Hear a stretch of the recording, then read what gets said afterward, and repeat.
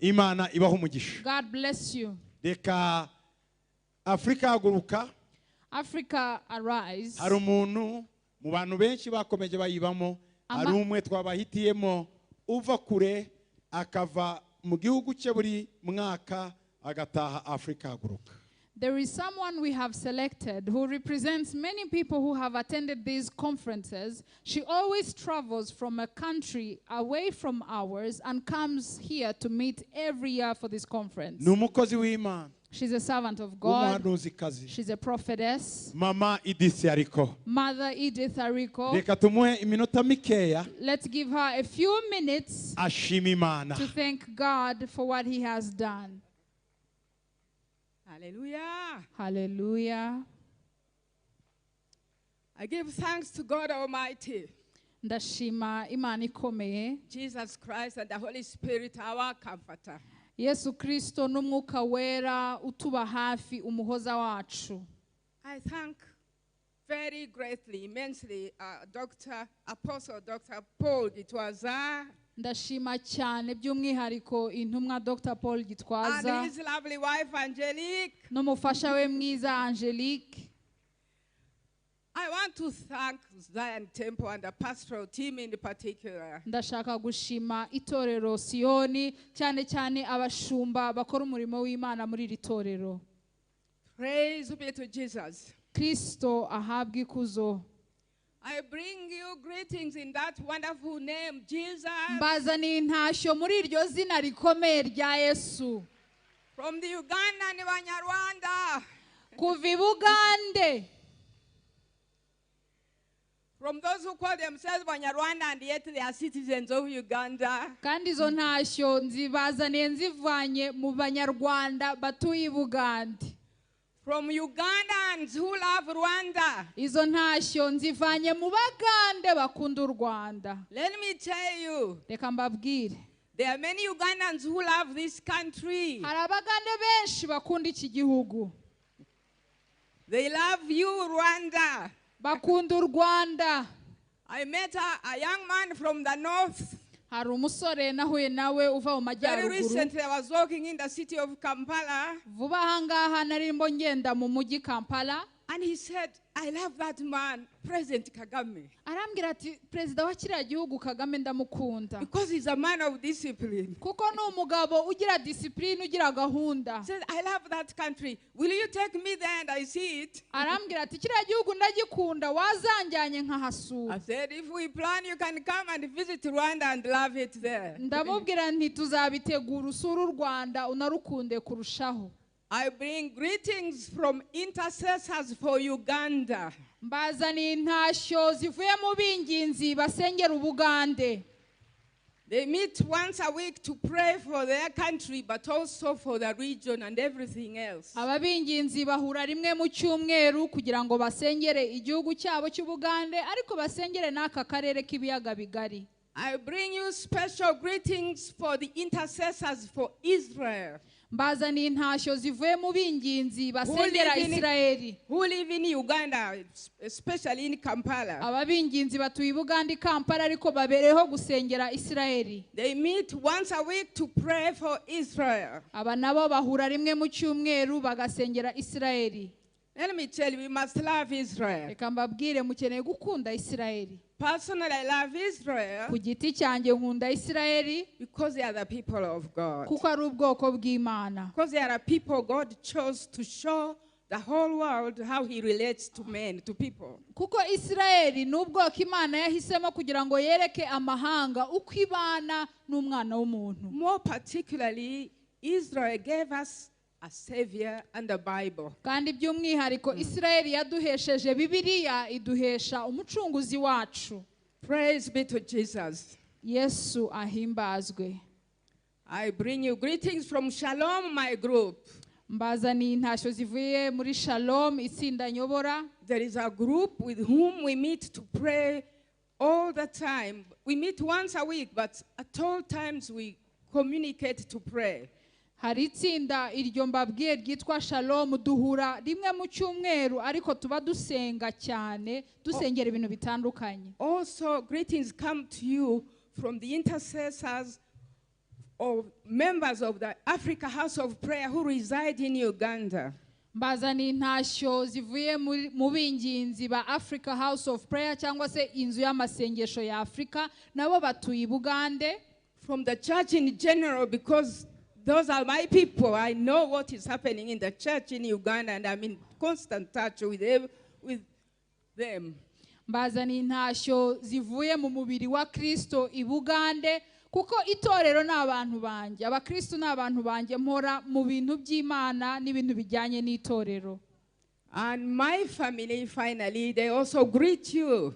Umuryango wanjye nawo urabatashya. They share my love for you. Umuryango wanjye nawo urabakunda They nkuko support mbakunda. me whenever I come. They remind me, they pray for me. Buri gihe iyo nje baranshyigikira bakansengera bakabana nanjye. That means my children and grandchildren. Abana banjye n'abuzukuru banjye barabatashya. Praise be to Jesus. Imana ishimwe. I'm here to testify briefly. Naje hano kugira ngo mbahe ubuhamya mu magambo make. What I understand Africa Arise has been and done for this country, the region, and the world, starting from 2000, when the first Africa Arise was held.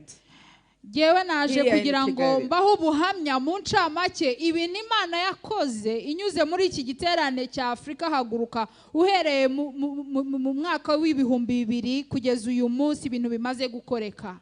I first met Paul Gitwaza as a young man in Kampala. Bwa mbere nahuye n'intumwa Paul Gitwaza akiri umusore i Kampala. I was just walking, and when I got to the shop of a friend who was selling women's garments but had a prayer room behind, I passed by, and she told me, there is a young man who's coming from Nairobi who has been called to Rwanda. Wait and see him. Ubwo rero nari ndimo nyura mu mujyi aho nyura ku iduka ku mudamu wagurishaga imyenda y'abadamu. Uwo mudamu yagiraga iryo duka ariko inyuma akagira icyumba cy'amasengesho. Mpageze arampagarika arambwira ngo hari umusore uvuye i Nairobi ariko ngo Imana yamuhamagaye kujya mu Rwanda. Nyamuneka ngo inumubone. So when Paul came, we went to a little room and we all sat on the mat. Nuko mpura na Paul turicara ku musambi mu cyumba gitoya. He told us about his calling Atubwira umuhamagara Imana yari imaze kumuha. and how he miraculously came to Rwanda not knowing anyone except hearing the voice of God. Atubwira ukuntu yaje mu Rwanda nta muntu azi aza kurikiye ijwi ry'Imana gusa. And I was convinced that indeed his call was true. Amaze kubimbwira umutima wanjye urabinyemeza ko koko umuhamagaro we wari ukuri. I took his contacts, and whenever I would come to Rwanda, I would look for him. Nuko mfata telefone ye niyemeza ko buri gihe ninjya nza mu Rwanda nzajya mushaka tukabonana. And I would hear what he would be teaching, what he would be doing. Niyemeza kuzajya nkurikirana ibyo akora, ibyo yigisha n'umurimo azaba arimo akora mu Rwanda. 98, he was in Rubangura House having a fellowship where he used to teach. Muri 98 yateraniraga kwa Rubangura niho habaga amateraniro akajya kwigishayo. In 1999, Muri 99 Zion Temple was opened at Remera up there. Zion Temple cyangwa se iri torero ryafungutse i Remera. It was under a small sheeting, Bateraniraga muri shiting ntoya.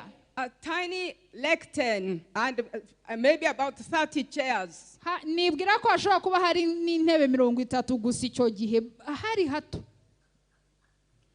Soon they were moved from there. They had an office behind, but later they had an office in one of the buildings nearby. Nyuma yaho bari bafite biro ariko byabaye ngombwa ko bahimuka. And later the Lord enabled them to have a semi-permanent building in that very spot where we held the first Africa Arise convention. Haruguru yaho rero niho baje kuhagira urusengero ariko ntabwo hari hubakitse cyane, niho bateraniraga. Aho rero niho twakoze Afrika Haguruka ya mbere. The first Africa Arise, I remember two things. Muri Afrika Haguruka ya mbere ndibukamo ibintu bibiri. Paul asked me to find some young preachers full of the Holy Spirit to come and stand with him as he launched Africa Arise. ndibuka ko icyo gihe Paul yambwiye ngo nshake abavugabutumwa buzuye umwuka wera bazaze bahagararane nawe muri Afrika haguruka ya mbere kugira ngo bakore umurimo w'Imana. He was thinking of Robert Kayanja, and so was I. Yatekerezaga Robert Kayanja, nanjye ndumva ari we natekerezaga. But he wasn't there, he was abroad preaching. Ariko tumushatse dusanga yagiye kwigisha hanze adahari. We got from Christian Life Church at Bwaise, those who know Kampala, from Jackson Senyonga's church. Abazi Kampala Bwaise niho twakuye umukozi w'Imana.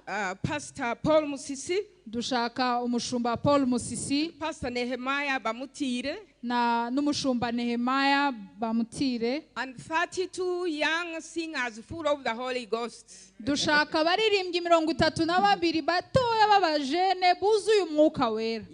Boys and girls, in their teens and 20s. Abasore bari bakiri batoya bafite imyaka 18, 19, 20. And we came, and First Africa Rise, they provided beautiful music. Of course, there were others from here. Twari rero mu giterane cya mbere cya Afrika haguruka, urwo rubyiruko ruturirimbira, yego hari n'abaririmbyi banyu, hari ibihe byiza. What that first, our contribution as a group from Uganda, what I think we contributed, ibyo nibaza twaba twarakoze nk'itsinda rivuye Bugande, was the example of those young men through their singing and beautiful holy conduct. N'urugero rwiza urwo rubyiruko rwatanze no kuririmba. I was prompted by the Holy Spirit to repent on behalf of Uganda to Rwanda. Muri uwo mwanya rero nakozweho n'umwuka wera numva ko nkwiye kwihanira Ubugande nkihana ku Rwanda.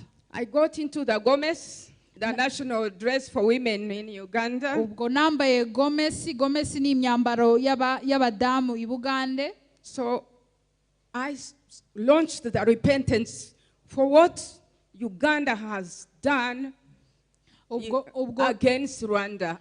Then ubwo icyo gihe nsaba Imana imbabazi nihanira Ubugande icyaha cyose Ubugande bwaba bwarakoreye u Rwanda. But knowing that we need real biological blood of the sons of Uganda, I asked the two pastors ariko kuko nari mbizi ko dukeneye Abagande mu maraso, nsaba abashumba baraho.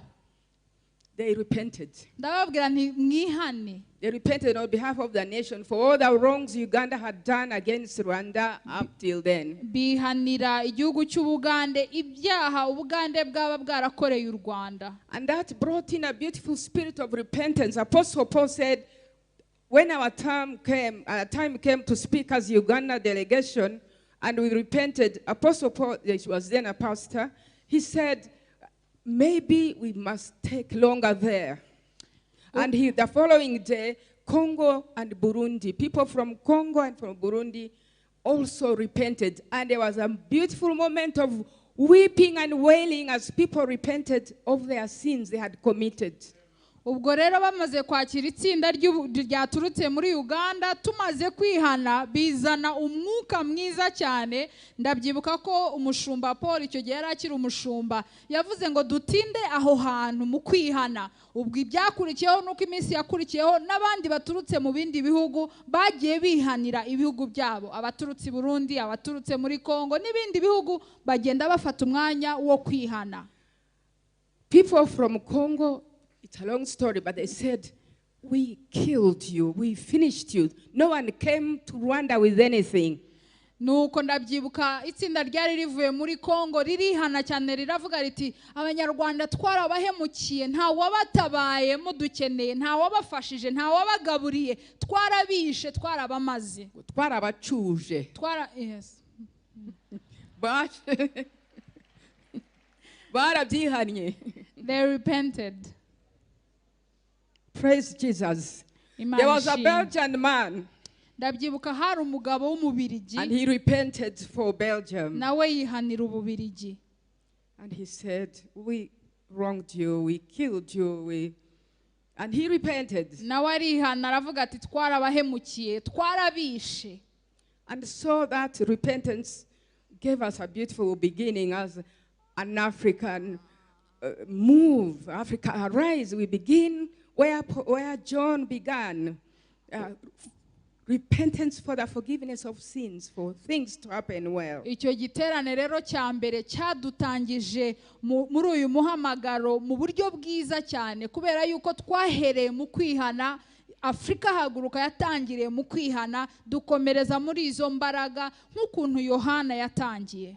After that, the Lord brought together a beautiful pastoral team such as I have never seen. Nyuma yaho Imana yahuje abashumba beza ntari narakabona.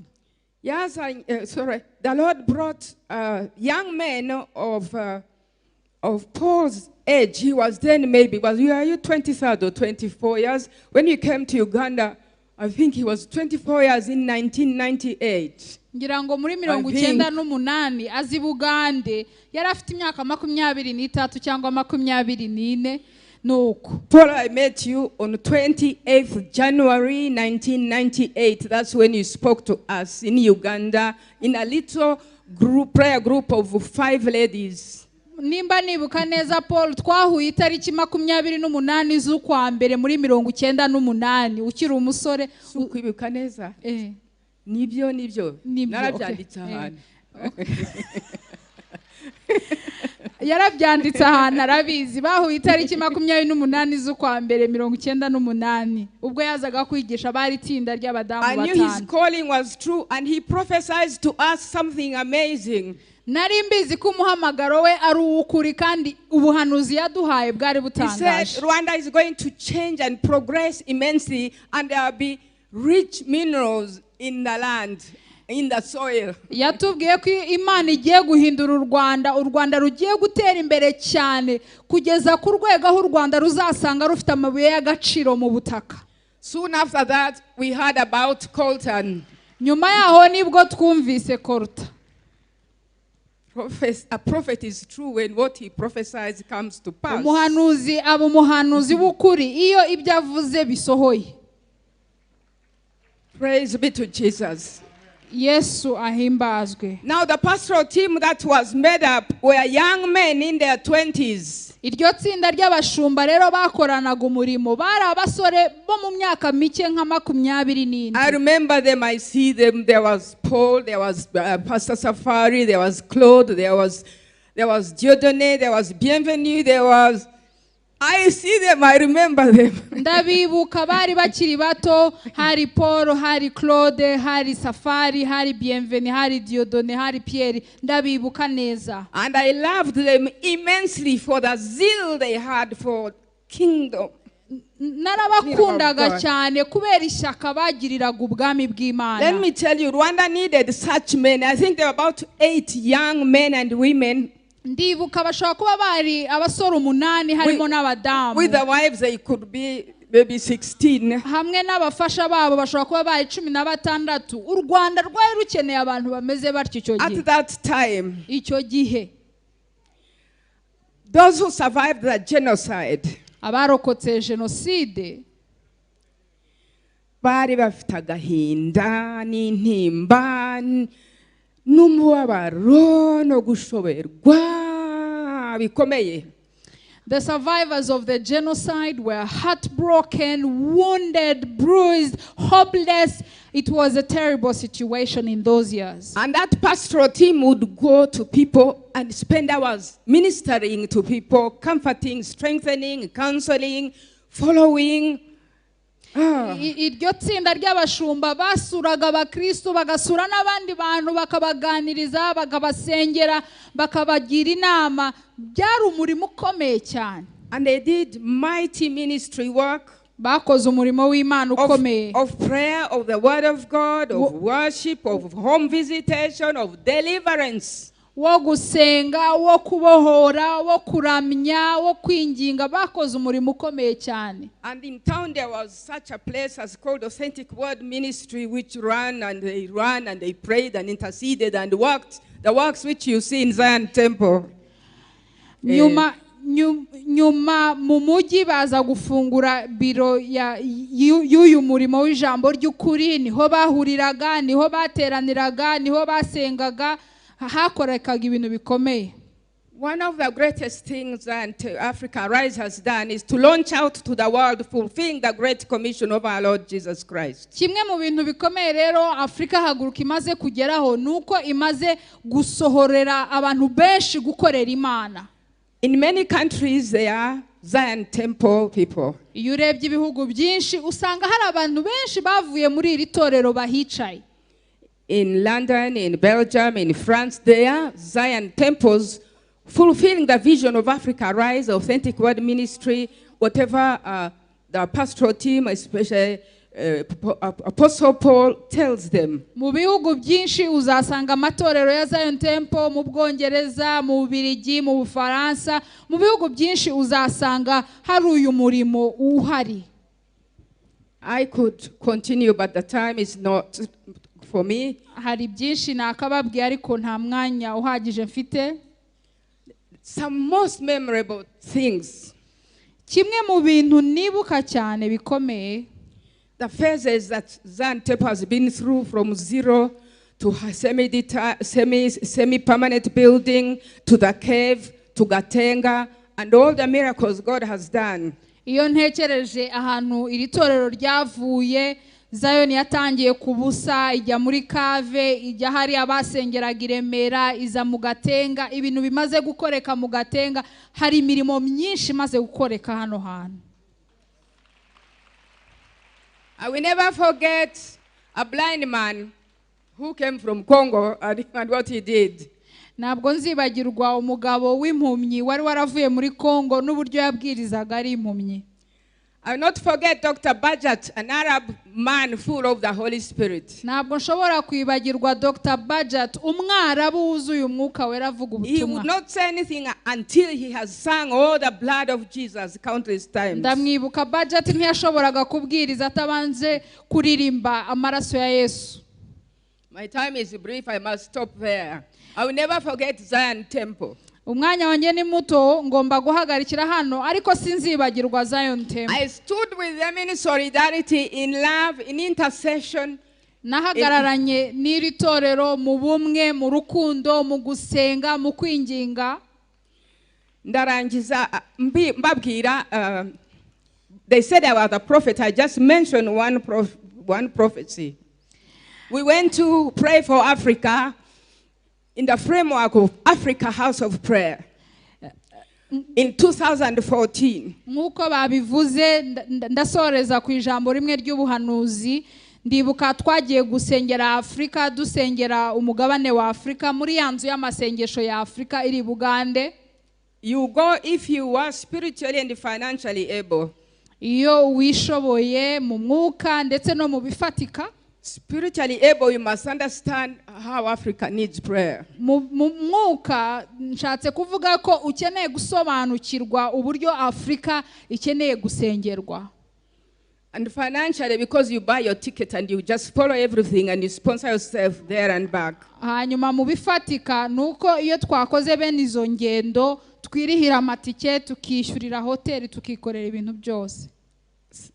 Our leaders from our head office in Nairobi, Office of Africa House of Prayer, had the faith that we could have the plenary hall of the African Union and meet there as Balokole and pray there and dance and drum, and it happened. Abayobozi b'inzu y'amasengesho ya Afrika bakorera muri Kenya bagize igitekerezo cyuko twasengera ubumwe bwa Afrika, tugahanura, tukaririmba, tukabyina, dusengera ubumwe bwa Afrika n'iterambere rya Afrika. Nuko byagenze. Uganda had a delegation of 194 men and women. Ndibuka ko Ubugande bwari bwohereje delegation y'abantu 194, including 3 bishops and several reverends and many pastors and other zealous people. Harimo ababishop batatu, abashumba benshi n'abandi bakozi b'Imana. Prophecy came out that Africa was rising out of the miry, all the things that mark us, poverty, ignorance and disease.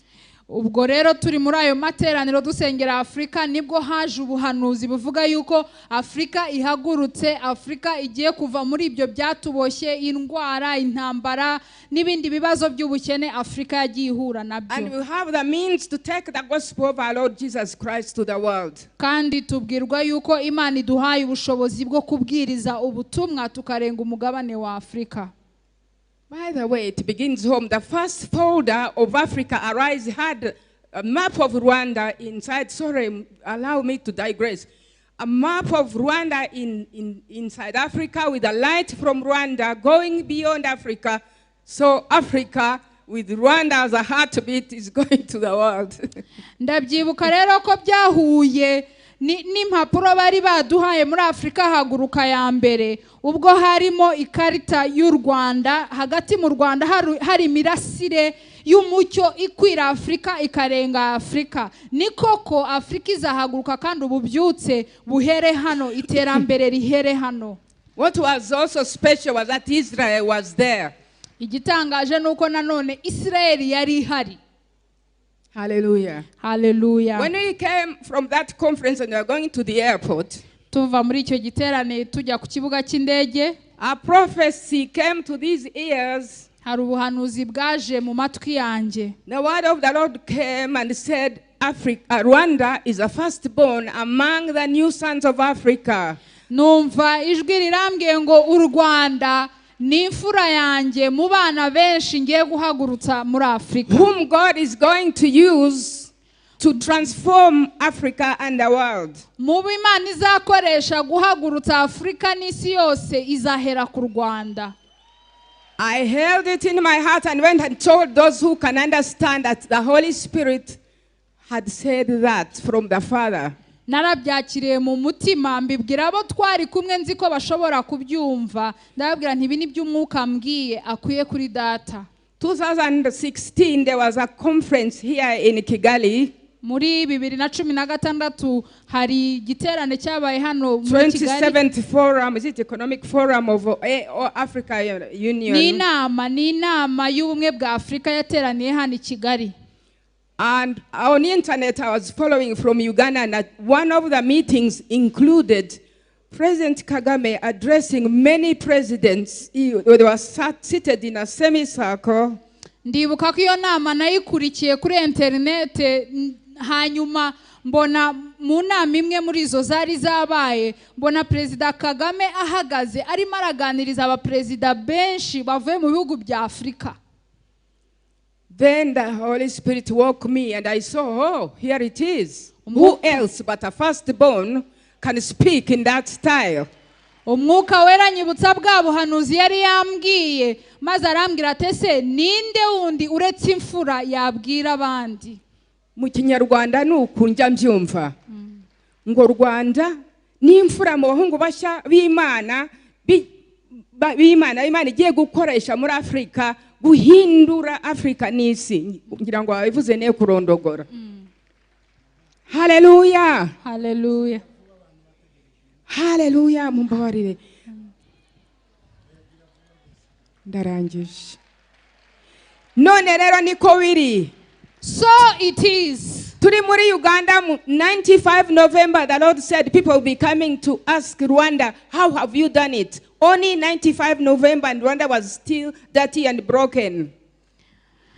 Turi Bugande muri 95, u Rwanda rugikomeretse, u Rwanda rugifite ibibazo byinshi, nibazaga ukuntu abantu bazaza kubaza uko rwageze kubyo rwagezeho. Amen. Amen. So pray. God told us for all the challenges, for all the issues that are in Rwanda, in the region, we must pray like never before. And if you want to know how to pray like never before, I'll tell you. But I thank the Lord for this moment. Thank you. Ndagira ngo mbabwire ngo dusenge haba ibibazo tubona mu karere tubisengere cyane, kandi dusenge kuruta uko twigeze dusenga. Nimba utazi gusenga kuruta uko wigeze usenga, uzaze nkubwire uko basenga. Ubutaha tuzamuha umunsi wose, ntabwo tuzongera kumuha akanya gato. Next time we'll give her the whole day. We'll give her the whole day, not a short time. Hallelujah. Hallelujah. muri uyu mugoroba tugiye kwakira umukozi w'Imana. We are going to receive in this evening the servant of God. Muramuzi Revera Francis Badinga. You know him, Reverend Francis Mbadinga Kuva muri Gabon. from Gabon. Imana iramukoresha. God uses him greatly. Uyu niwe wazanye, niwe bakunze kwita se w'ububyutse bwa Gabon. They call him the father of revival of Gabon. Imana yaramukoresheje kuzana impinduka mu gihugu cye, haba mu mwuka haba ndetse no mu bundi buzima. God has used him to bring great transformation either in the spirit or in the physical in the land. Ikindi Imana yamufashije nanone kuba umumentor w'umuperezida w'igihugu cye. And God has enabled him to be a mentor of the president of Gabon. Ntiyabaye gusa mentor n'umukonseye. He is also an advisor to the president. Afasha aganira n'abaperezida batandukanye And hirya no he hino. ministers to different presidents. Uyu munsi Imana yamuzanye ngo aganire natwe God has brought him today to speak to us. Reka twakire Badinga arabwiriza mu Gifaransa. He will be ministering in French. Ubwo niko Afrika imeze tugira indimi nyinshi. We use different languages in Africa Arise. Ubwo murabyihanganira Afrika irimo indimi nyinshi. Africa has many languages, you will bear with it. We avuga Igifaransa. He will minister in French. Ni umuprofeseri. He's a professor. Ndetse arigisha mu mashuri atandukanye. And he teaches in different schools, different universities. Ni umuteoloji wuzuye. He's a complete and full theologian. Ariko kandi akaba umunyamwuka. And he's a spiritual man. Karibu Revera Francis. You're welcome, Reverend Francis.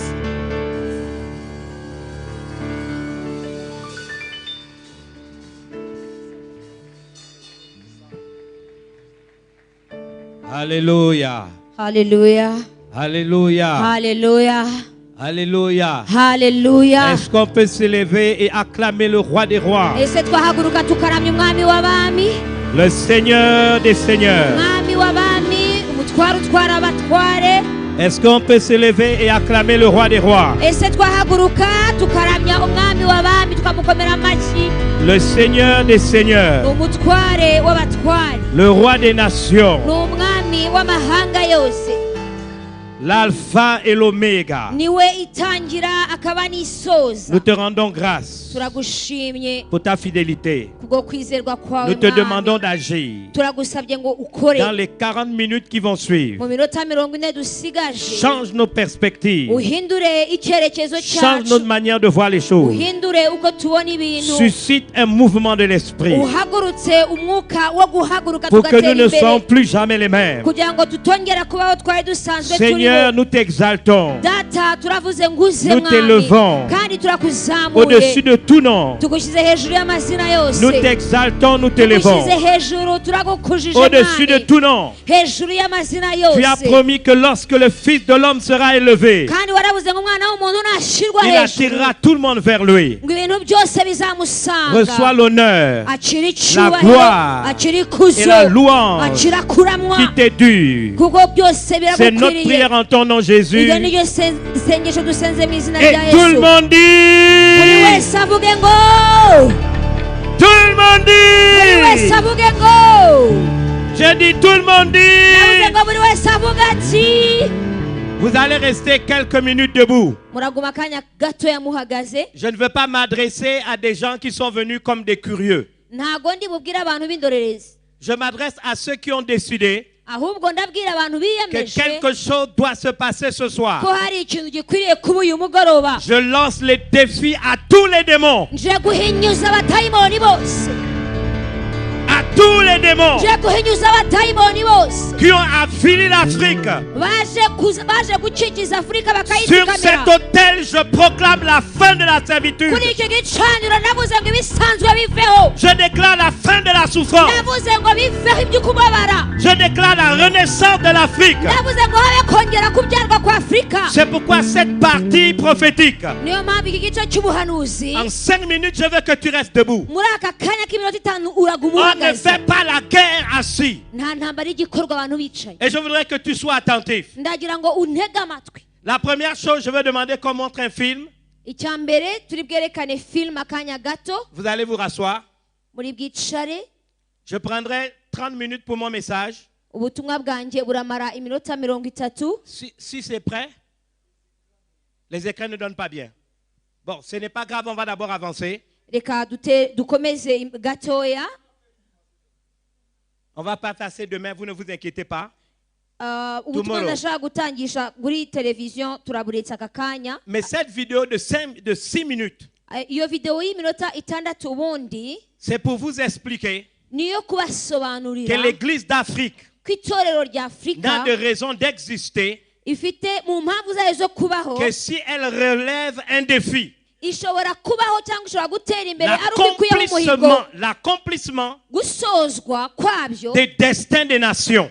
gusozwa kw'igeno ry'amahanga. C'est ça la chose la plus importante. Nicyo kintu cy'ingenzi twavuga. Je voudrais rappeler ici Ndashaka kubibutsa que le verset biblique de Sophonie chapitre 3 verset 10 ko ijambo ry'Imana twahawe cyangwa umurongo tugenderamo muri Sofoni igice cya 3 umurongo wa 10. aujourd'hui Uyu munsi nous célébrons les 20 ans. uyu munsi turihiziza I think imyaka it's 20 20 years. imyaka Les 20 20 ans imyaka 20 d'Africa à Guruka. ya Afrika haguruka. Je vais vous dire quelque chose.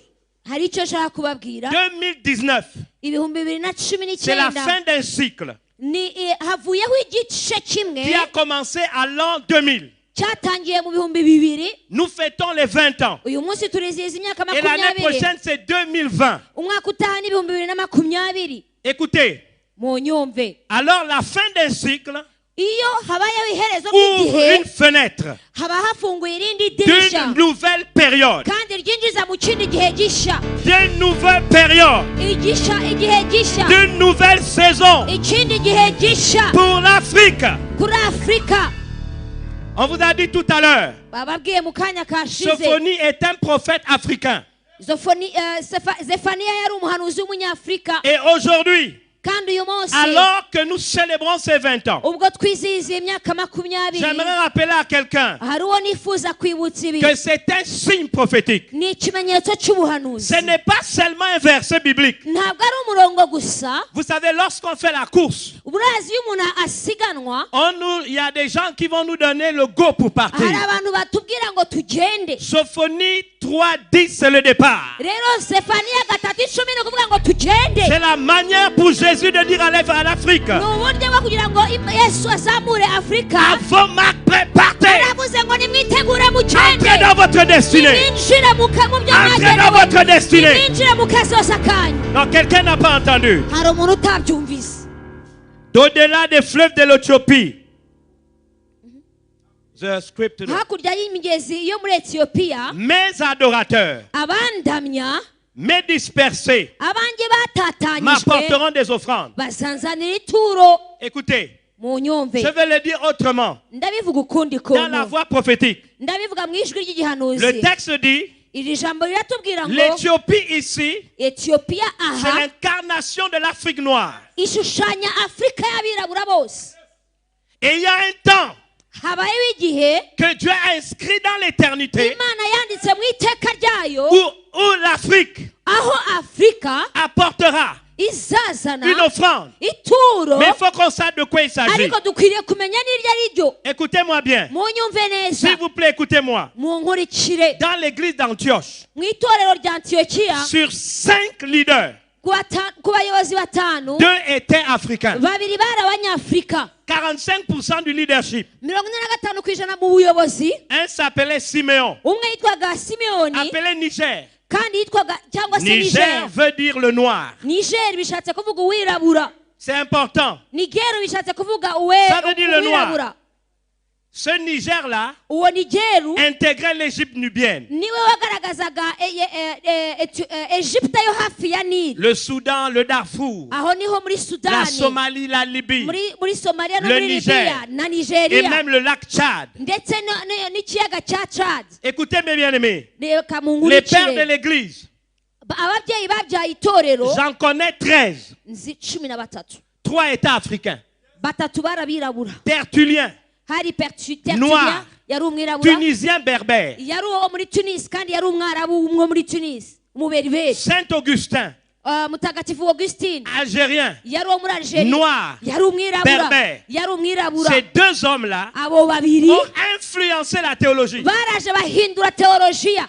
Aucun théologien protestant, Nta muteolojiya n'umwe mu Luther, Pentecote, Calvin et les autres, yaba Luther yaba Calvin ont lu n'abandi, leurs livres, basomye ibitabo byabo ont appris d'eux. cyangwa se batize kuri Je bo. veux vous parler d'un autre. Ndababwira On uwundi n'en parle pas souvent. ntabwo bamuvuga kenshi. Cyril d'Alexandrie. Sibyl wo muri Alexandria, Cyril d'Alexandrie. Cyril wo muri En Alexandria Égypte. muri Egiputa. Je voudrais encore aller un peu plus loin. Ndaza kuvuga n'uwundi. Que penser de Stéphane Ezeb, Ese watekereza iki kuri Stéphane Ezer? un Éthiopien, Yari umunyetiyopiya, noir comme moi, yari umwirabura nkanjye.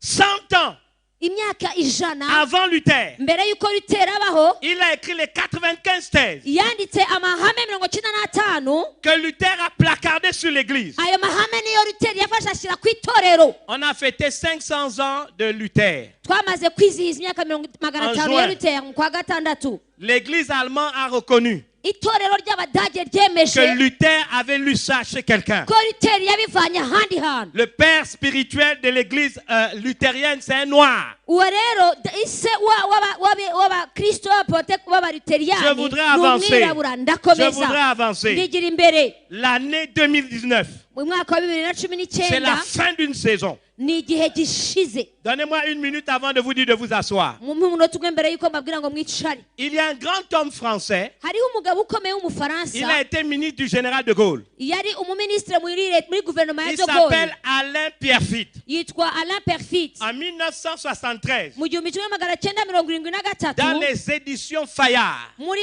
byanditswe bya Faya il a écrit un livre. yanditse igitabo. Le titre du livre, Umutwe wacu uravuga ngo Quand la Chine s'éveillera, igihe Ubushinwa 3 points buzakangukira, de suspension. ashyiraho utudomo dutatu, Le monde tremblera. ngo umunsi Ubushinwa Vous voyez ce qu'est buzakanguka, devenu isi la Chine. izahinda umushyitsi. Vous voyez ce Murabona qu'est devenu Afurika la uko Chine. yahindutse, Non, je veux dire, murabona vous voyez ukuntu ce qu'est devenu Ubushinwa la bubaye. Chine. Murabona Ubushinwa. La Chine a plus de combien de milliards d'habitants? Ubushinwa bufite miliyari z'abantu nyinshi, Mais l'Afrique a dépassé aussi son milliard. ariko Afurika nayo yamaze kurenga miliyari imwe. Si en 73, Niba muri 73 un homme umuntu fait de chair et de sang, ufite umubiri n'amaraso, il n'était même pas loin. nta nubwo yaranasizwe, C'est seulement son intelligence qui ni a opéré, ibitekerezo bye gusa yakoresheje, a observé yaritegereje et gusa, a dit arangije aravuga que en 73, ngo yabivuze muri quand la 73 Chine s'éveillera. aravuga ngo umunsi Ubushinwa Le monde bwakangutse tremblera. isi izahinda Mais umushyitsi. j'aimerais vous dire quelque chose. Ariko reka mbabwire ikintu, Ce que Dieu va faire avec l'Afrique, icyo Imana igiye gukorana na il Afurika n'a pas fait depuis la création du monde. ntabwo igera gikorana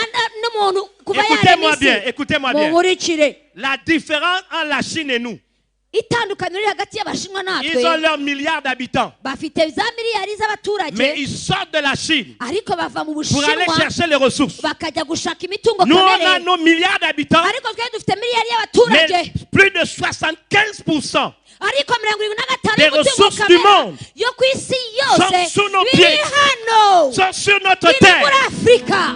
Permettez-moi de vous dire, Munyemerere au mbabwire nom de mu Jésus, izina rya Yesu, je parle sur cet hôtel, ndavugira kuri iki gicaniro, l'hôtel d'Africa à Guruka. ndavuga ku gicaniro cya Afurika Je haguruka. déclare au nom de Jésus, ndavuga mu izina rya le Yesu, roi des rois, umwami le w'abantu, Seigneur des umutwaro seigneurs, utwara abatware, celui qui domine wa wundi sur le utwara, règne des wa hommes. wundi ukanze abantu. L'Afrique s'éveille, Afurika irahagurutse, l'Afrique se Afurika lève, irahagurutse, l'Afrique se libère Afurika de iribohoye, ses blessures. Afurika yivanye mu et de la isebe, confusion. Afurika yivanye mu rujijo, L'Afrique entre dans son temps de Afurika restauration. yinjiye mu gihe cyayo cyo guhemburwa. L'Afrique se revêt d'un nouveau Afurika manteau. irahagurutse kandi yambaye umwambaro L'Afrique mushya. se revêt d'habits de fête. Afurika yambuye umwambaro L'Afrique mubi. célèbre l'Éternel Afurika irahagurutse et kandi lui ivuze apporte des umwami. offrandes. Kandi L'Afrique se Afurika revêt d'habits de fête. igiye kwambara umwambaro w'ibirori. J'aimerais qu'on acclame le Seigneur. ndagira ngo dukomere Imana yacu amashyi Si vous le menshi. croyez, acclamez le Seigneur. niba wizeye yuko twambaye umwambaro w'ibirori, Vous koma pouvez vous amashyi. asseoir. ushobora kwicarira.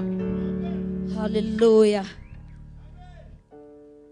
Les 25 minutes ou les 30 minutes qui vont suivre Iminota isigaranye 25 cyangwa 30 doivent nous amener à un temps de prière. biraza kutujyana no mu mwanya wo Si gusenga. tu pars d'ici comme tu es venu, Nuva hano uko waje, je pense que ça aurait été une perte de temps. ndakubwira ngo wabatakaje Mais je veux umwanya parler à wawe, l'Afrique. ariko ngiye kubwira Je Afurika. salue tous ceux qui à travers Ndavuga afurika n'ibiri muri yo. La télévision authentique, Ndavuga kuri televiziyo authentique, les réseaux, ndavuga no kuri za suivent ce qui va mudasobwa, être dit. ndavuga mwumva ibyo mbabwira. Écoutez-moi bien. Munkurikire neza. Le thème, c'est Afrique.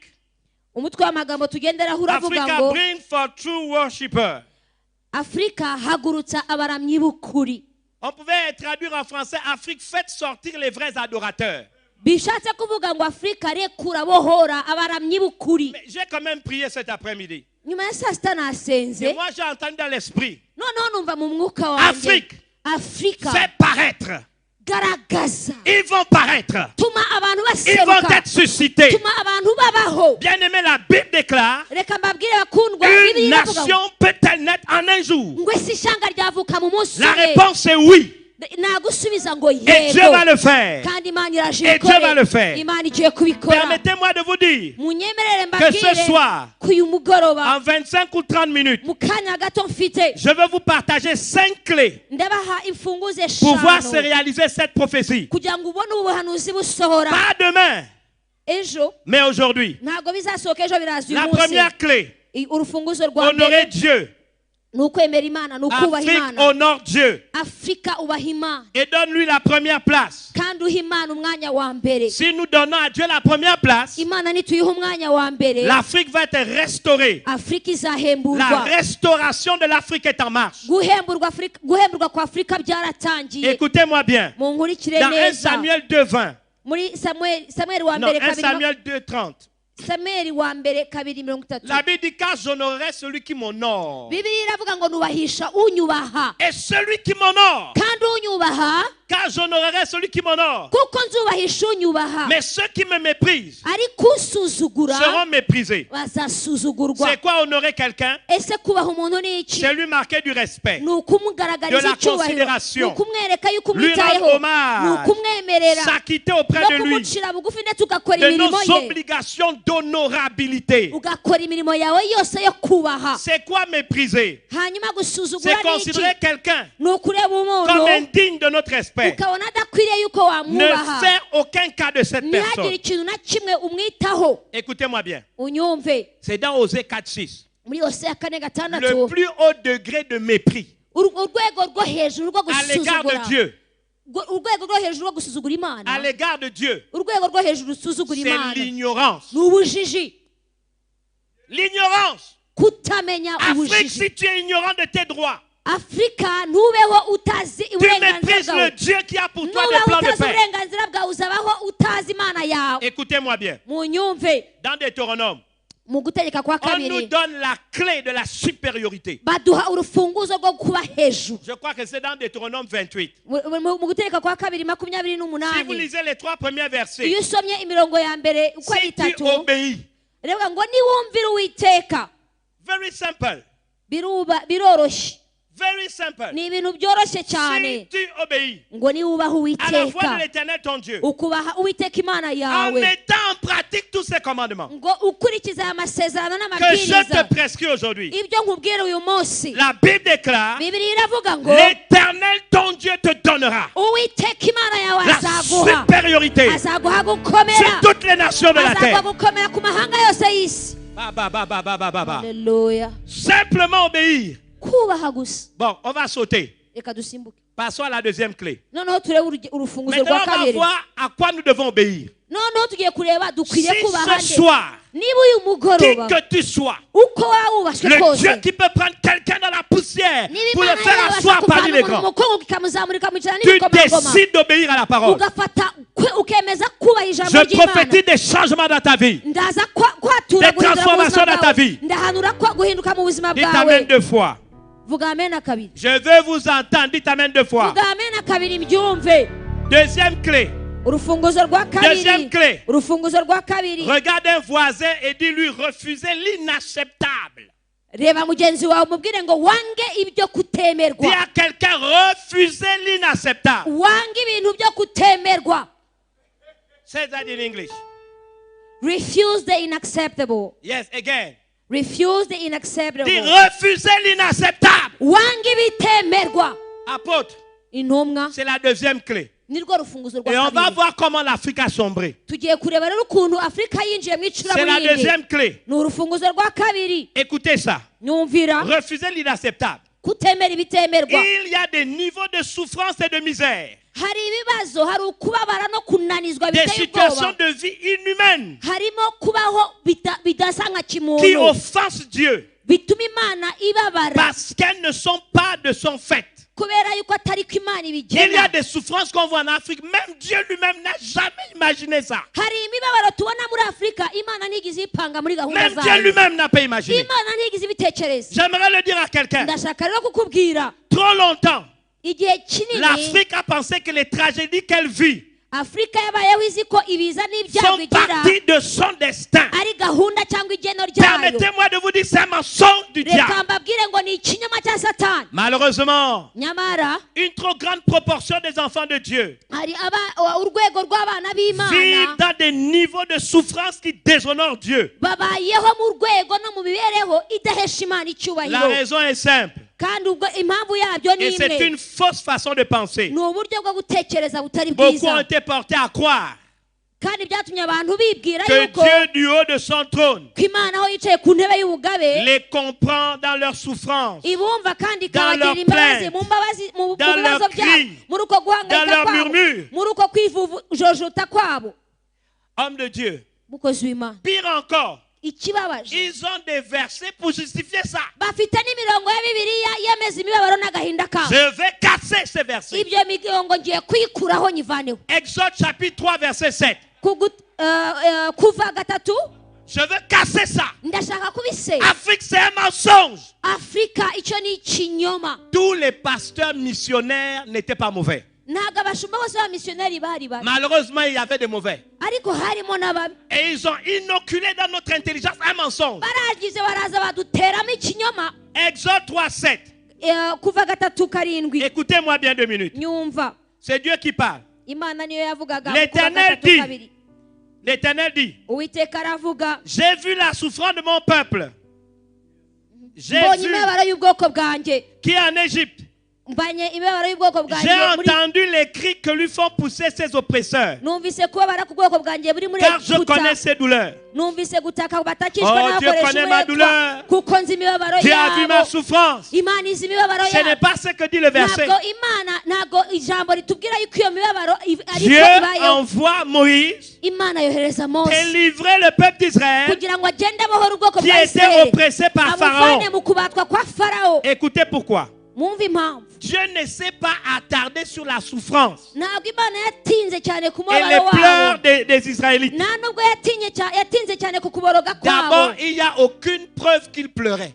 kuko nta kigaragaza ko bariraga Parce que le même livre d'Exode, kubera ko iki gitabo cyo vous kuva lirez ça chez vous, muraza kubisomera au iwanyu chapitre 1, verset 7 ku murongo wa mbere igice cya et karindwi verset 12 et 13. n'umurongo wa cumi na kabiri n'uwa cumi na Les gatatu enfants d'Israël furent féconds. kuko ijambo ry'imana riratubwira ngo ubwoko bw'itimo Et ngo multiplièrent. bararumbuka ngo baraguka Ils s'accrurent ngo et devinrent bararumbuka de plus en plus puissants. hanyuma baranakomera Et bagwiza le pays en imbaraga fut rempli. hanyuma baba menshi kurushaho Homme de Dieu, mukozi w'imana apôtre, intumwa verset 12. umurongo wa cumi na kabiri Mais muri icyo plus gice on l'accablait, ariko nk'uko batotezwaga cyane plus il multipliait uko barushaho kubabaza et cyane s'accroissait. ngo niko barushaho C'est kugwira écrit où qu'il pleurait. nihe handitse ko bariraga Plus on l'accablait, il multiplie. uko babarushaga Plus baragwiraga on l'oppresse, il réussit. uko bakubitaga bakanesha Montrez-moi où c'est écrit qu'il munyereke pleurait. aho bariraga Qui vous a dit ça? ninde babwiye ko bariraga Un mensonge. ni ikinyoma Maintenant écoutez. noneho munyumve Dieu s'attarde sur eux imana ibatindaho parce que la réponse est dans Exode 3. kuko igisubizo kiri muri C'est kuva Dieu lui-même gatatu qui dit. niwe wenyine wivugira ngo Écoutez bien. imana iravuga ngo J'ai njye entendu numvise les cris kubabara que lui font pousser abana banjye baterwa ses oppresseurs. n'abababasi Dieu sait ce que les oppresseurs font qui l'intéresse. imana yari ihangayikishijwe n'abari babasa ubwoko bwayo Voici des gens, quand on les accable, ils multiplient. aba bantu barakubitwa umunsi nijoro ariko Quand on bakagwira les accable, ils prospèrent. barabakubita bagatunga Quand on les accable, ils réussissent. babakubita bakagira Mais ubwenge Pharaon, qui est un type de Satan, ariko noneho farawo ari we shusho ya leur satani complique l'existence. niwe wabagoraga. Alors Dieu s'est dit, hanyuma imana iribwira un ngo peuple qui se bat, abantu barwana, un peuple qui ne se plaint pas, abantu batitotomba, qui multiplie, abantu bagwira, réussit, abantu banesha, même qu'on la calme. niyo bakubitwa. Et ce n'est pas une leçon pour Pharaon. Ntabwo ari isomo kuri farawo. Moïse va me régler ça. arangije avuga ngo Mose genda C'est ubinkorere. pourquoi il y a la conférence Africa Ni Guruka. nayo mpamvu uyu munsi hariho Afurika haguruka. Non, vous n'avez pas compris. Ntabwo murabisobanukirwa. Vous savez, les chrétiens, Murazi on est abakristo tellement intelligents turi abanyabwenge cyane que lorsqu'on nous donne un passage ku buryo hari igihe baduha qui met umurongo en cause umurongo wo ce qu'on gushidikanyaho, a cru, wo gushidikanya ku byo on cherche twumvise, déjà d'autres versets. dutangira gushakisha imirongo ihabanye nawe. Homme de Dieu, Mukozi w'Imana, il fallait aller jusqu'à la deuxième partie du verset 11 de Sophonie chapitre 3. ahubwo wagombaga kumanuka ukajya ku murongo wa 11 wo muri Sefaniya 3:10 ariko ukajya kuri 11. Qu'on soit français, Nk'uko duhinduke nk'abafaransa anglais, cyangwa se umwe w'abongereza Canadien, cyangwa abakanadiya américain, cyangwa umunyamerika japonais, cyangwa umuyapani indien, cyangwa umuhinde, et qu'on est en Jésus-Christ, ariko uri muri Kristo, on ira tous vers Jésus. twese tuzagenda kuri Il n'y a pas de Yesu. doute là-dessus. Ntabwo Mais tubishidikanyaho je dis à l'église de l'Occident, ariko ndabwira itorero ryo mu le bihugu temps est venu que by'Iburayi, vous devez vous lever aussi namwe vous devez mugomba vous lever. guhaguruka igihe cyanyu pour kirageze dénoncer ce que l'Occident fait contre l'Afrique. kugira ngo mubashe kuvuga no Si no nous kwatura sommes ibyo frères, Uburayi vous ne bukora pouvez kuri pas Afurika. l'accepter. kuko ntabwo mukwiriye kubyemera niba muri abakristo. Regardez, Reba, c'est la même prophétie de Sophonie 10. nibwo buhanuzi bwa Deuxième Sefaniya partie, igice cya je gatatu cya prophétise sur kabiri. cet autel. Ndavuga kuri iki gicaniro. Dieu parle à l'Afrique. Imana irimo irabwira Car Afurika alors, kubera yuko j'ôterai du milieu de toi nzahagarara muri mwe, ceux qui triomphaient avec arrogance. nzakura muri mwebwe bari bahagaze muri mwe birata. Dis à trois voisins, c'est le temps de l'Afrique, c'est le temps de Bwira l'Afrique, c'est le temps mugenzi de wawe l'Afrique. ngo ni igihe cy'Afurika, ni Dis-le, igihe dis-le, cy'Afurika. dis-le, dis-le. Bivuge, bwira umuntu mwegeranye ngo ni igihe cy'Afurika. Dieu dit, il va ôter.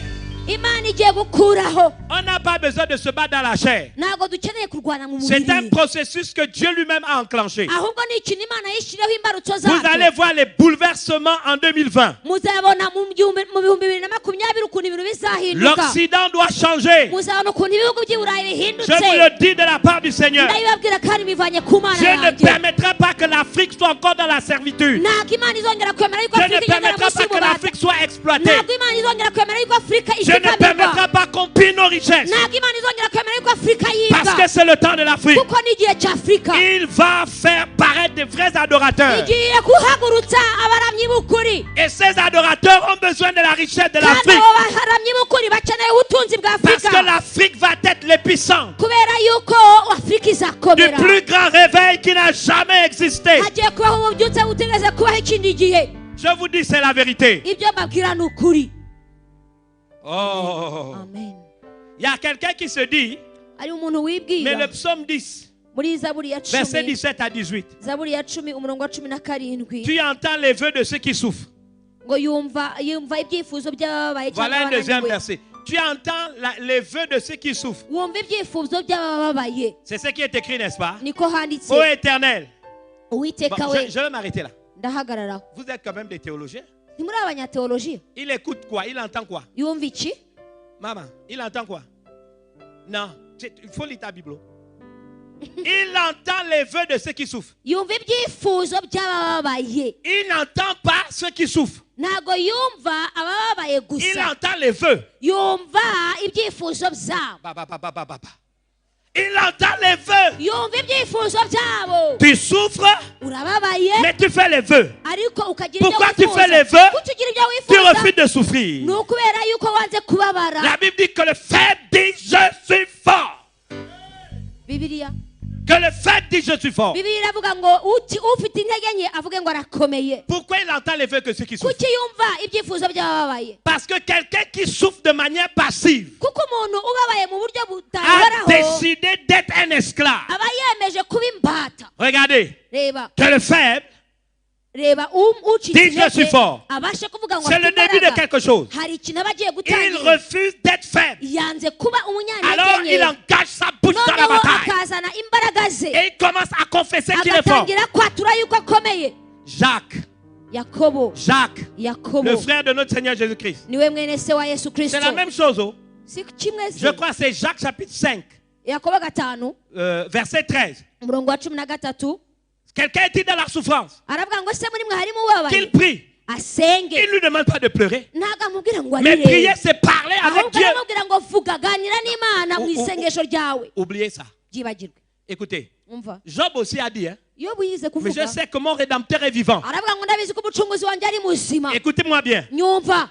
Tout ce qui a un nom a des oreilles. Ikintu cyose gifite izina cyangwa wita gifite amatwi. Regarde ton voisin, dis-lui, tout ce qui a un nom a des oreilles. Mubwire mugenzi wawe ngo buri kintu cyose gifite izina gifite Alors si amatwi. ce qui a un nom a des oreilles, parle à ta situation. Niba rero ikintu Profite à cyose ta gifite situation. amatwi, Prophétise bwira le imibereho contraire. yawe, Déclare hanura d'autres ubuzima bwawe, choses. hanura Libère-toi ibyo de la bikubaho. pression.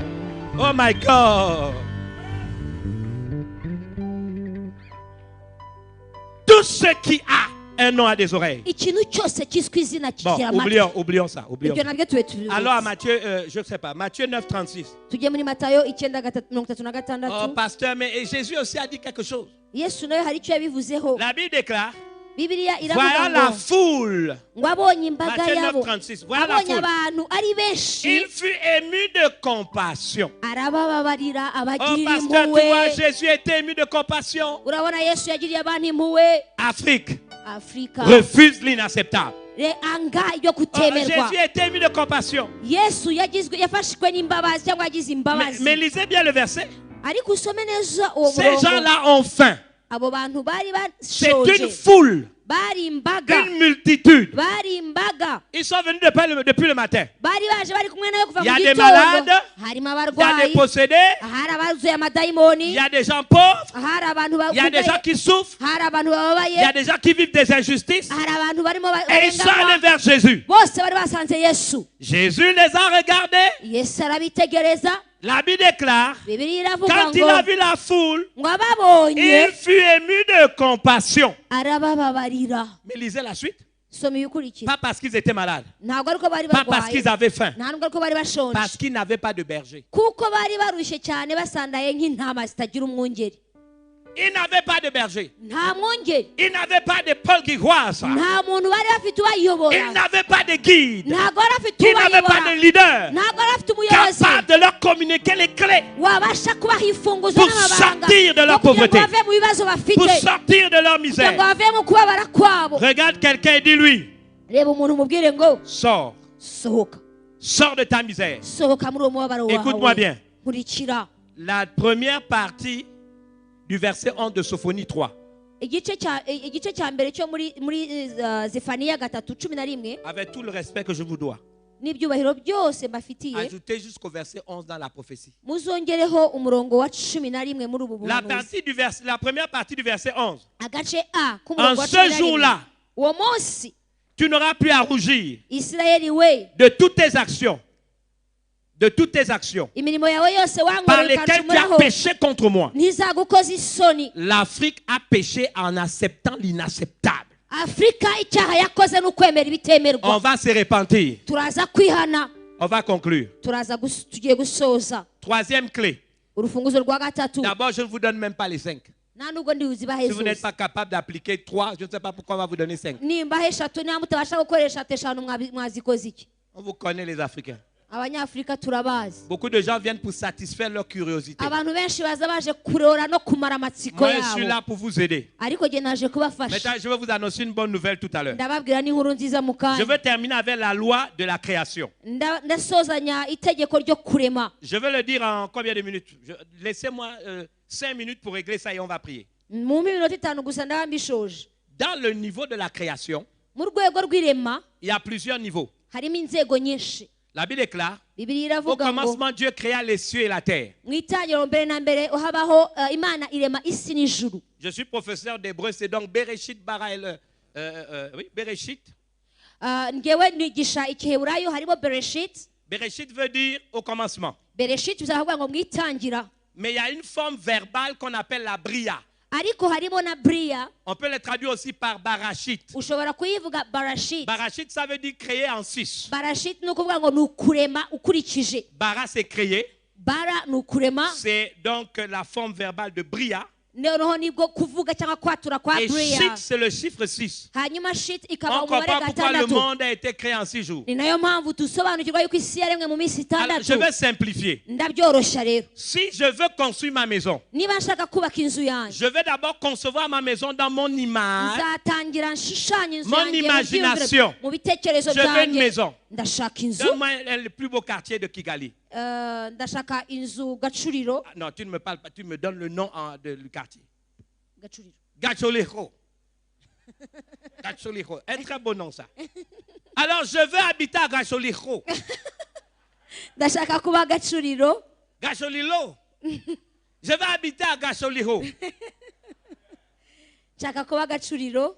Et je pense à une grande maison, Kandi ndatekereza inzu nini, en étage, inzu avec y'igorofa, des fleurs, avec la piscine. hari pisine, hari ubusitani. Je pense ça dans le monde de l'imagination. Ibyo ndabanza Le monde de la nkabigira mu pensée. ndabitekereza muri jewe, C'est ça, Bria. aho mba nyiri muri Bria. Donc, quand Dieu a créé le monde, Imana rero irema isi, il l'a d'abord pensé. yarabanje iratekereza, Ensuite, il y a un deuxième niveau hanyuma igera ku rundi de rwego. la création. Urundi rwego rwo kurema C'est la Yetzira. ni Yetsina, Yetzira. Yetsiha. Yetzira, c'est la forme verbale de Yatsar. Yetsira ni ijambo rivuga iva muri Yatsa. Ce qui est bien avec cette forme verbale, Ibyo rero bivuga kwatura. Yatsar veut dire donner la forme, Yatsa ni ugutanga ishusho, façonner. ni ugukora no Tu veux kurema. aller créer, construire ta maison à, comment ça s'appelle encore? Gacuriro. Kacholicho. Il va aller construire là-bas. Ashaka kujya kubaka Il a Gacuriro. pensé sa maison. Arabitekereza, Mais maintenant, qu'est-ce qu'il fait? icyo agiye gukora, Il quitte du monde de la bria, arava muri Bria, mu l'imagination. bitekerezo La pensée, n'ibyiyumvira, mu Il byiyumviro, rentre dans le monde de la Yetzira noneho yinjire muri Yetsira, en allant chercher un architecte. agiye gushaka architect. L'architecte doit pouvoir dessiner ce qu'il a imaginé. Architect icyo azakora ni ugufata ibitekerezo bye akabishyira ku Ça, rupapuro. c'est le monde de la Yetzira. Iyo ni isi ya Yetsira.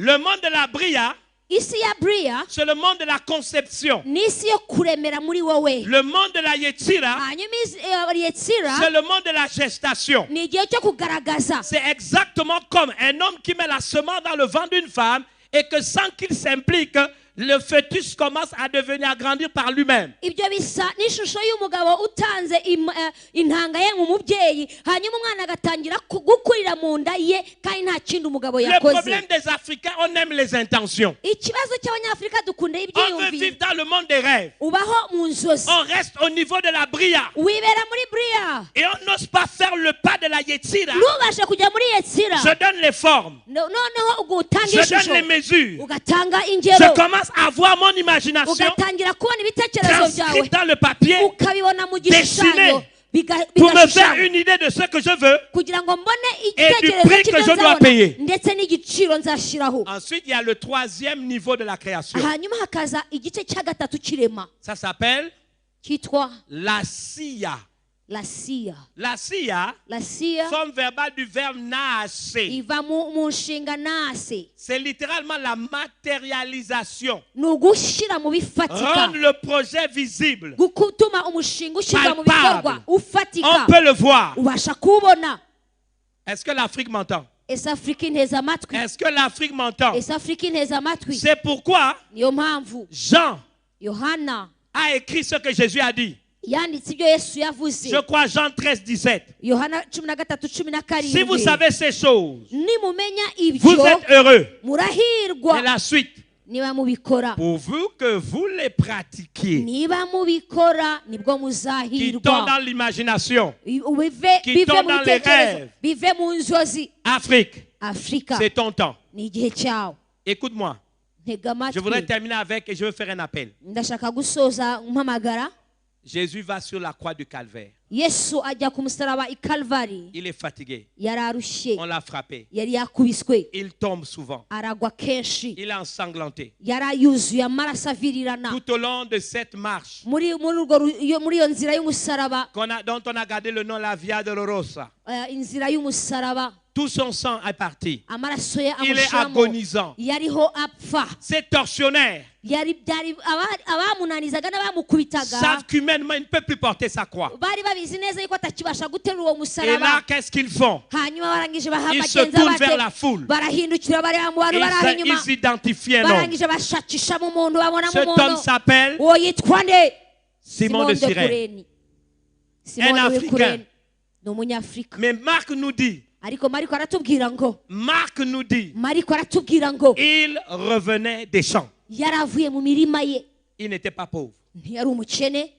Papa, un mubyeyi Africain qui a une industrie agricole en Israël à cette date-là, umunyafurika ufite uruganda rw'ubuhinzi muri Israel icyo gihe à cette époque-là, icyo gihe il revenait des champs. yaravuye mu mirima ye Je ne voudrais pas qu'on tombe dans le piège d'une spiritualité négative. ntabwo nifuza yuko tugwa mu mutego w'umwuka wo mu mwuka ariko w'ikinyoma Les adorateurs qui doivent paraître, abaharamyi bagomba guseruka ce sont des hommes et des femmes ni abagabo qui n'abagore vont prospérer, bagomba qui vont gutunga réussir, bagomba qui guhirwa seront riches, bazakira des millionnaires, des milliardaires, bazaba batunze ibiryamirenge bakagira et qui amamiliyari sauront une chose, kandi bazaba bazi ikintu c'est que ce kimwe que Dieu met entre leurs mains, ko yuko ibyo Imana ishyize mu maboko yabo c'est pour le réveil des derniers temps. ari ibyo kugira ngo ububyutse bwo mu gihe cya nyuma C'est pour bukore préparer la plus grande moisson ari byo kugira ngo bategure qui umusaruro wa devra être nyuma donnée au Seigneur. ugomba guhabwa umwami On ne nous parle pas de pauvres qui iront se cacher à l'église pour gêner parce qu'ils se sont des paresseux. ntabwo batubwira abakene birirwa mu rusengero biyirije kubera yuko banze kujya gukora L'Afrique ne se vengera pas ntabwo afurika izihorera du mal qu'on lui a fait. ntabwo izihorera ku byo yakorewe Mais nous serons tellement riches ariko que tuzatunga nous renverrons des missionnaires en ku Occident. buryo tuzohereza abavugabutumwa mu bihugu by'i burayi Alors que l'Occident se déchristianise, umunsi ubwo uburayi burimo bwanga ubukristo établit des lois uniques dans leur constitution. bagashyiraho amategeko mu mategeko nshinga yabo L'Afrique prospère, afurika yo iratera imbere suscitera des enfants. kandi izazana abana izashyira imbere abana Permettez-moi de vous poser une question. munyemerere mbabazi iki On kibazo dit au-delà du fleuve de l'Éthiopie, aravuga ngo hakurya y'uruzi rwa au-delà du etiyopiya fleuve de l'Éthiopie, hakurya y'uruzi rwa cela etiyopiya implique toutes les nations africaines. aho birashaka kuvuga ibihugu byose amahanga yose yo Au-delà muri du afurika fleuve de l'Éthiopie, hakurya y'uruzi rwa etiyopiya la Bible dit mes adorateurs. bibiri iravuga ngo abandamya Ça veut dire la responsabilité est de nos leaderships chrétiens africains. rero bishatse kuvuga ngo inshingano ni iz'abayobozi bo muri afurika ariko b'abakristo Il n'a pas dit mes gouvernements. ntabwo yavuze ngo leta zanjye Il dit mes adorateurs. aravuga ngo abandamya Parce que le temps vient où c'est nous qui allons inspirer nos dirigeants. kuko igihe kirageze kugira ngo natwe tubere icyitegererezo Ils abayobozi bacu viendront de nuit comme Nicodème demander des conseils. bazaza nk'uko nikodemu yaje gusaba inama Mais ils ne le feront pas avant que l'église ne soit riche. ariko ntabwo bazabikora itorero ritarakira Qu'on se lève, qu'on travaille. ko igihe tuzaba twahagurutse kandi dukora Première clé, urufunguzo rwa mbere honorer Dieu ni ukubaha en imana obéissant à sa parole. wubaha ijambo ryayo Deuxième clé, urufunguzo rwa kabiri refuser ni ukwanga l'inacceptable. ibyo ibitemerwa Troisième clé, urufunguzo rwa gatatu connaître ni et maîtriser ni ukumenya no la dimension gusobanukirwa des lois de la création. urwego rw'amategeko yo La kurema loi de la création, c'est la loi de la foi. itegeko ryo kurema niyo tegeko ryo kwizera Tout ce qui est dans le monde spirituel, ibiri mu isi y'umwuka byose qu'on ne manifeste pas dans le monde visible, bitabasha kugaragara mu isi c'est une offense à igaragara Dieu. uba uhemukiye Si imana Dieu te fait une promesse, iyo imana iguhaye tu dois isezerano veiller à ce qu'elle se manifeste. ugomba kurwana naryo Il ne kugeza descendra pas pour risogaragaye l'accomplir. ntabwo Tu izamanuka as ngo un travail à risohoze faire pour qu'elle se manifeste. ahubwo ugomba gukora ku buryo iryo sezerano risohora Écoutez-moi bien. munkurikire Tout ce qui a un nom ikifite amatwi a des cyose oreilles. igifite izina gifite amatwi Je te lance un défi. rero reka nguhinyuze uyu Dieu mugoroba n'a pas besoin d'un an pour changer ta condition. ntabwo imana ikeneye umwaka wose kugira ngo ihindure Il a imibereho besoin de yawe ta foi. ikeneye kwizera kwawe Je dis, Dieu n'a pas besoin d'un an. ntabwo imana ikeneye Il a besoin de ta foi. ikeneye kwizera kwawe Et gusa ce soir, uyu mugoroba l'appel que je veux lancer, uko guhamagara ngiye c'est des gutanga gens qui veulent faire partie de cette armée d'adorateurs. ni abantu bashaka kuba mu itsinda ry'ingabo z'aba baramyi Bien-aimés, mukundwa Dieu va changer les choses. imana igiye guhindura En ibintu une nuit, on va se réveiller. mu kanya gato tugiye Le Dieu qui prend gukanguka quelqu'un dans la poussière ya mana ivana umuntu pour mu le faire mukungugu asseoir parmi les grands. ikamwicaranya n'ibikomangoma Alors si tu te dis, niba wibwira je vais être un de ces instruments de Dieu. ndashaka kuba nanjye igikoresho Peu cy'Imana importe ton rang social, ndashaka guhinduka ton guhindura rang, abantu. tes grades, tes qualités, ton ministère, ton appel. Ugashaka kuba icyitegererezo mu kazi Tu kawe, veux muri wowe faire wawe, partie. urashaka kuba muri izo Viens ngabo en courant. ngwino hano La wihuse manière dont tu viens là, ta détermination. ukuntu uza hano wihuse biragaragaza Tu uko n'auras pas wiyemeje. deux fois cette opportunité. ntabwo aya mahirwe uzayahabwa inshuro Je vais ebyiri faire une prière prophétique. ndashaka gukora isengesho Relâchez une ry'ihanuzo. onction spéciale. ndashaka kurekura amavuta C'est le temps de adasanzwe. venir. ni igihe cyawe cyo C'est le gutera. temps de venir. ihute uze hano C'est le imbere. temps de venir. ihute niba ushaka kuba muri Ne izo résiste ngabo pas à l'appel de ni Dieu. umwanya wawe Ne retourne pas Ntiwange comme tu es kumva venu. icyo Imana ivuze uyu Ne mugoroba te satisfais pas de ta condition. ntiwite ku Dieu kubyo a quelque ubayeho. chose encore de plus grand pour toi. Imana hari ikintu cyagutse Je ne vous ai pas igufitiye demandé de venir en marchant. ntabwo nabasabye kuza Venez en mugenda courant et répondez à l'appel. mwirukanka kandi mwihuta L'Afrique va changer. afurika igomba Et guhinduka Dieu ne le fera pas avec une autre kandi génération. imana ntabwo izabikorana Je n'abandi décrète, bantu je déclare que Dieu le fera avec imana vous. igiye kubikorana namwe mu Dieu le fera avec nous. imana igiye kubikorana Nous sommes natwe là pour vous. turi hano ku bwanyu Cessez de regarder à vos problèmes. wireba hirya no hino Cessez à n'ibibazo regarder à vos byawe situations. wireba ibiguhangayikishije Regardez à Jésus. ahubwo reba yesu gusa Levez-vous. haguruka Là où tu es, viens. haguruka uze hano Ne reste pas endurci. wigumiza hariya Tu connais gusa ta uzi situation. ukubayeho Dieu va changer les choses. imana igiye guhindura ibintu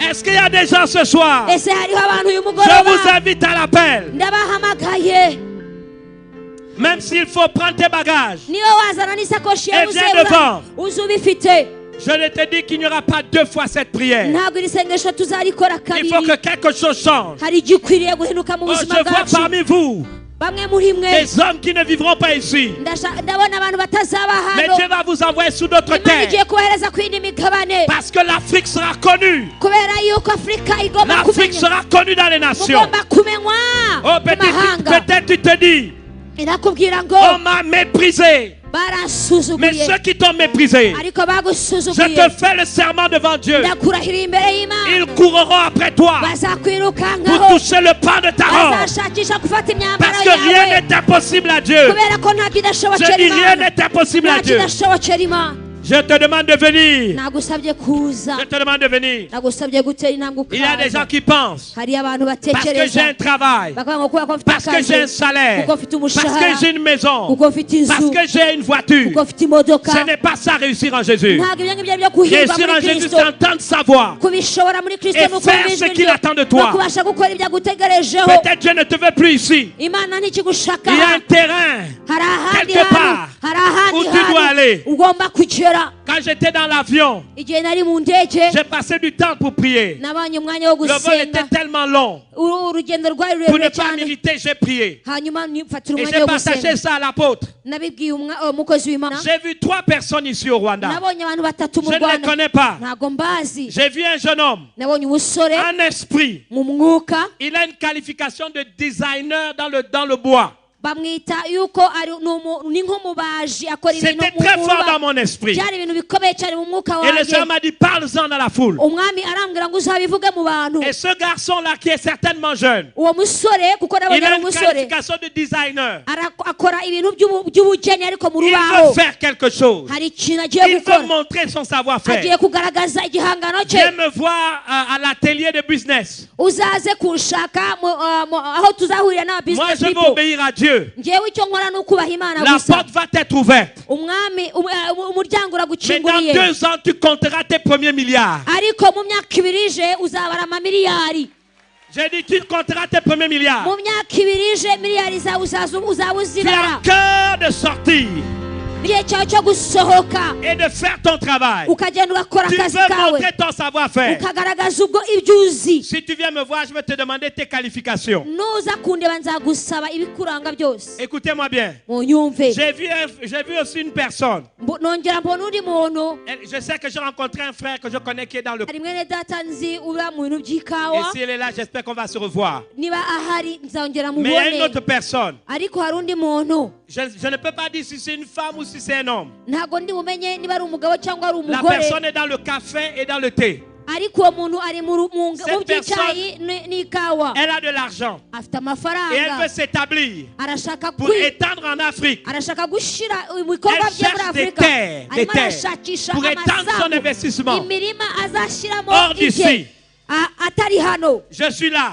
ndi hano Je vais t'ouvrir la porte. nawe Viens nzagukingurira au business umuryango et vois le pasteur. Vois uzaze l'apôtre. uzaze imbere Parce que je ferai ce que Dieu m'a demandé. kuko nzakora ibyo umwami Il y yantegetse a un homme d'affaires. hari undi muntu Il est ukora dans le iby'ubucuruzi domaine pétrolier. ari mu bintu bya peteroli Mais il n'est pas satisfait ariko ntanyuzwe de son activité. ntabwo anyuzwe n'imirimo Il ye a les moyens et les partenaires afite ubushobozi afite pour créer n'abafatanyabikorwa des raffineries. kugira ngo abashe et gukora des stations. inganda Il zikora veut ubutoro étendre son champ. arashaka kwagura Va ubucuruzi voir bwe l'apôtre, il te fixera rendez-vous. uzajye ku ntumwa aba ari uzaguha La gahunda porte est déjà ouverte. kuko imiryango irakingutse ku bwawe Moi, j'aime ça. ndabikunda cyane Alléluia. haleluya Est-ce qu'on peut prier 5 minutes? ese twasenga iminota itanu Est-ce que vous gusa êtes prêts à prier 5 minutes? Écoutez-moi bien. munkurikire On va prier 5 minutes. tugiye gusenga akanya Tout gato ce qui a un nom a des oreilles. ikintu cyose kiriho gifite izina mfite n'amatwi Dieu lui-même a refusé de donner des noms aux animaux. imana ubwayo yanze gufata akazi ko kwita inyamaswa cya gihe C'est à l'homme qu'il a donné le vivant d'Israël. imana ya Ils isiraheli rentrent dans leur héritage. iba yinjire mu murage Je wabo décrète ndamamaza kandi que c'est la ndatura bénédiction de l'Éternel ko umugisha qui w'uwiteka enrichit ari et qui ne utungisha se fait suite kandi aucun akurikizwa chagrin. n'umubabaro uwo ari wo Soyez donc wose bénis uhabwe au nom umugisha du Père, mu izina rya du data Fils et n'iry'umwana du Saint-Esprit. n'iry'umwuka wera Et tout le monde mwese dit. muvuge ngo Et tout le amen monde dit. mwese muvuge ngo amen Et tout le monde mwese dit. muvuge ngo amen Amen. amen Les chantres. Alors que l'apôtre vient abaririmbyi igihe donner intumwa un iza chant de joie. mutanga Et je indirimbo vais vous voir y'ibyishimo ndashaka Moi, kubona j'aime abantu chant où on saute comme ça. ndashaka aho Faites un musimbuka chant. nkabona Et abantu mubyina commencez à bouger. hanyuma Commencez à mutangire danser. kunyeganyega mutangire Commencez à kubyina poser un acte. mutangire La gushyiraho prophétie igikorwa a dit, l'Afrique se lève. kuko umuhanuzi yavuze ngo L'Afrique afurika s'éveille. irahagurutse L'Afrique sort de ses blessures. afurika ivuye mu L'Afrique bikomere sort de ses byayo confusions. afurika ivuye mu Écoutez, bibazo byayo mais l'Afrique se revêt de ses habits de fête. ariko afurika yambaye Alors si vous êtes n'umwambaro dans wayo ce cas, prouvez-le w'ibirori maintenant. reka rero mwambare umwambaro Thank you, w'ibirori Jesus. mwishime tuzahora tugushima tuvuga imirimo yawe mwami mana tuzahora tugushima oh tuzahora tugushima tuvuga imirimo yawe mwami mana tuzahora tugushima tuzahora tugushima tuvuga imirimo yawe mwami mana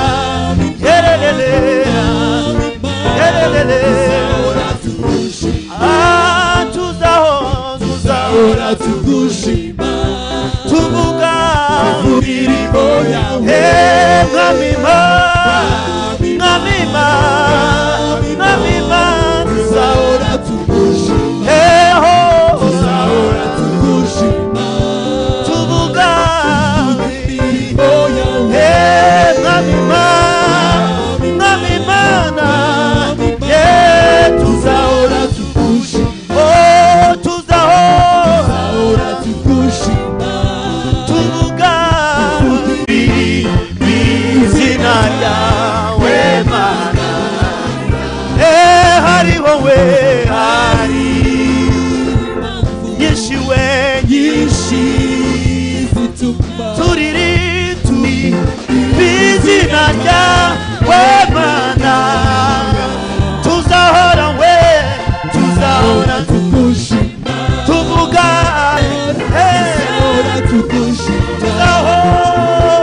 tuzahora tugushima amaboko hejuru yacu gutya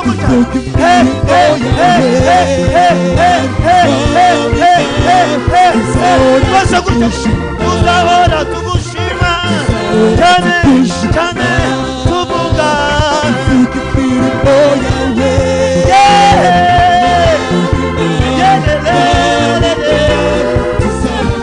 cyane gutya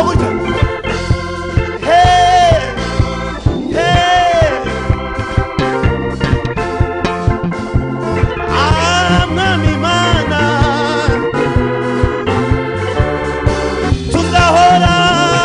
tuzahora tugushima tuvuga Sing to reka us. iyi saha Let this hour ibyo twakiriye what we have received, bizabyara imbuto igihe kirekire. bear fruit, the problems that we couldn't solve for nights. Twakiriye kwizera With faith, mu izina rya Yesu. in the name of Jesus. Amen. Amen. Mutahane n'umwami Yesu. Go with the Lord Jesus. Na hejo mu gitondo. See you tomorrow morning. Abazaza ku rusengero, abazaza kuri Authentic Academy, mwese muratumiwe ejo saa 3 imugisha. God bless you, all of you who are coming tomorrow at the different venues. See you tomorrow. Have a great evening. Okay.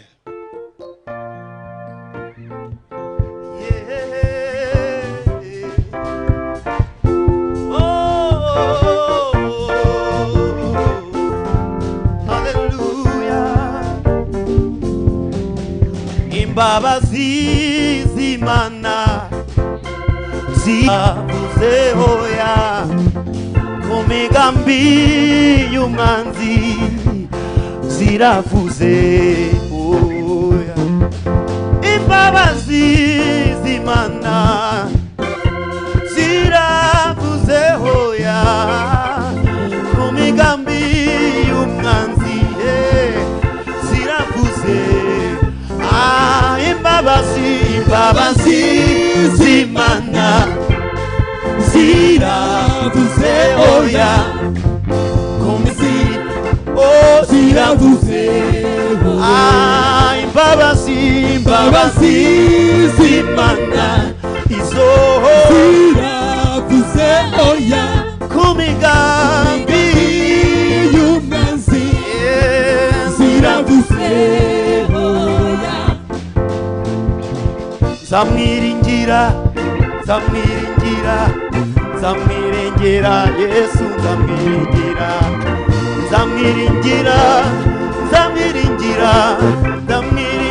Yesu, zamwiringira